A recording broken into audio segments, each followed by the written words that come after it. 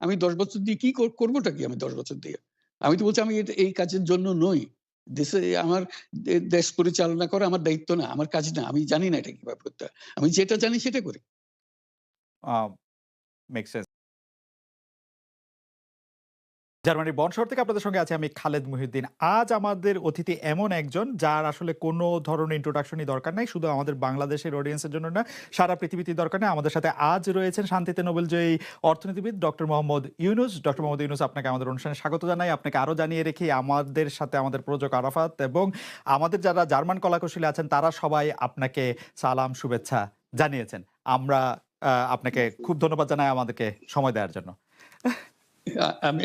আমিও সালাম জানাচ্ছি সবাইকে। অসংখ্য ধন্যবাদ সবাইকে। তোমার জি। কলা কৌশলী এবং আরাফাত এবং তোমাকে এবং শ্রোতাদের সবাইকে সালাম দিচ্ছি। Thank you so much sir. আমি বলেছিলেন যে বাংলাদেশের একটি কথায় আপনি এরকম বলেছেন যে বাংলাদেশের প্রতিটি নাগরিককে অন্যায়ের বিরুদ্ধে এবং গণতন্ত্র এবং মানবাধিকারের পক্ষে এক কণ্ঠে কথা বলার আহ্বান জানায়। অনেকে অ্যা এইটাকে দেখছেন হচ্ছে এরকম করে যে আপনি গণতন্ত্রের পক্ষে লড়াইয়ে শামিল হতে বলছেন।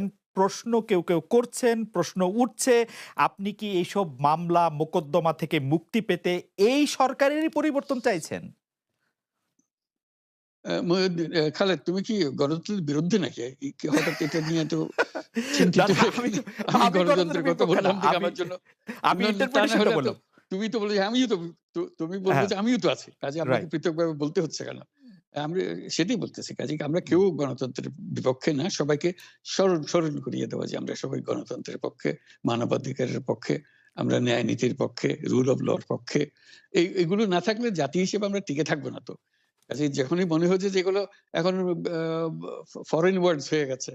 হুম। তাতে মনে হবে যে আমাদের সমাজ হিসেবে আমাদের আ দায়িত্ববোধ অনেক বেড়ে গেল। এগুলোকে প্রতিষ্ঠিত করা, সোচ্চার করা, মুখ ফুটে বলা। এটা সবাইকে বলতে হবে, মুখ ফুটে বলতে হবে। আমার বিরুদ্ধে অভিযোগ হলে আমি বলছি না বলে। আপনি বলছেন না কেন? একবার বলে এখন তোমার প্রশ্নের সম্মুখীন হয়ে গেলাম। অনেকে বলছেন, "না, আপনি তো শতবার শতমুখে আ দ্যা গণতন্ত্রের কথাই বলবেন। আপনাদের সবারই বলা উচিত।" কিন্তু প্রশ্নটা এমনভাবে তোলা হচ্ছে যে আপনি আসলে আপনার রায় ঘোষণার পর আপনি বলছেন গণতন্ত্রের কথা, আ আ মানবাধিকারের কথা। অনেকে বলছেন যে এই কথা কি আসলে যেহেতু ব্যাপারটা আপনার উপরে আসলো, তখনই আপনি আসলে বললেন কিনা? নাকি আপনি আসলে বলতে চানও নাই, আপনি হতে আগেই পারে যেরকম বলছেন হতে হতে পারে মুখ যখন বন্ধ থাকে কোন কথাই বলা হয় না। এখন যখন মুখ খোলার সুযোগ হয়েছে, সামনে ক্যামেরা নিয়ে দাঁড়িয়ে আছে, মাইক্রোফোন দিয়ে দাঁড়িয়ে আছে, কথা বলছি। কাজে মনের কথাটা বললাম আরকি। যেটা মনে ছিল বলা হচ্ছিল না, সেটা রাইট। বললাম। এটা আমার ধারণা এটা সবারই মনের কথা। আ সেটাকে প্রকাশ করা তারাও চায় যে তারা বলুক। আমি বললে তাদেরও মনে সাহস আসে যে উনি বলছেন যখন আমরাও বলতে পারব।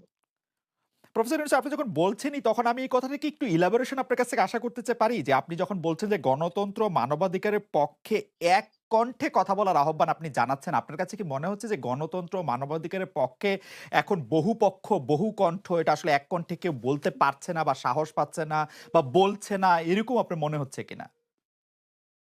আমার মনে হচ্ছে তাই। কারণ বলতে পারছে না তো। মুখ খুলে সব গণতন্ত্রের কথা বলতে পারছে না। কাজেই সেটা বলা, এক বাক্যে বলা, পরিষ্কার কণ্ঠে বলা এটা আমাদের সবার দায়িত্ব তো, জাতীয় দায়িত্ব এটা। যে না হলে তো গণতন্ত্র বলে কিছু থাকবে না আমাদের জন্য। করেন। আপনাকে কি তিনি তার প্রতিদ্বন্দ্বী মনে করেন? নাকি সত্যিই তার কাছে এমন কোনো তথ্য রয়েছে যে আপনার বিশাল কোনো রাজনৈতিক অভিলাষ রয়েছে? আপনি কি রাজনৈতিকভাবে তার প্রতিদ্বন্দ্বী হয়ে উঠছেন বলে তিনি আপনাকে অপছন্দ করছেন? না কি কারণে আপনার কি মনে হয়? আমার মনে হয় উনি মনে করেন যে আমি স দেশের সর্বোচ্চ ডাকু, সন্ত্রাসী কিংবা আমি অপরাধী। আমি আম আ সেরা অপ আম চোর এই জাতীয় জিনিস মনে করেন। কাজেই সেগুলো ব্যাখ্যা করেন উনি তার মুখে। উনি বলেন যে আমি সুদখোর, আমি ঘুষখোর, আমি সব এমন সব কটু শব্দ ব্যবহার করেন যাতে মনে হয় যে আমার সম্বন্ধে তার ধারণা খুবই খারাপ। কিন্তু এইটা তো এরকম ছিল না। আমরা দেখেছি যে ৯৬ থেকে ২০০১ সাল পর্যন্ত আ নানাভাবে এই সরকারই বা আওয়ামী লীগ সরকারই আপনার সাথে বা আপনি আওয়ামী লীগ সরকারের সাথে একসাথে কাজ করতে কোনো সমস্যা হয়নি। আপনি এইটা এইটার জায়গাটাকে একটু ব্যাকগ্রাউন্ডটাকে আমাদের একটু বলা যাবে যে আপনার কাছে কি মনে হয় কেন এই শত্রুতার বা কেন এই অপছন্দের বিষয়টা একটু সৃষ্টি হলো বা তৈরি হলো? যেই হোক এটা আমার তরফ থেকে হয় নাই। আমি তাকে আ যথাযথ শ্রদ্ধা করে নিয়ে গেছিলাম। আ আমাদের মাইক্রো ক্রেডিট সামিটে ওয়াশিংটন ডিসিতে আমাদের প্রধান অতিথি করে নিয়ে গেছি। সবাই সম্মান করেছে। কারণ এই মাইক্রো ক্রেডিটটা তখন এ পৃথিবীর সামনে আসছে, বড় আকারে আসছে এবং এটা বাংলাদেশের অবদান হিসেবে সবাই স্বীকৃতি দিচ্ছে।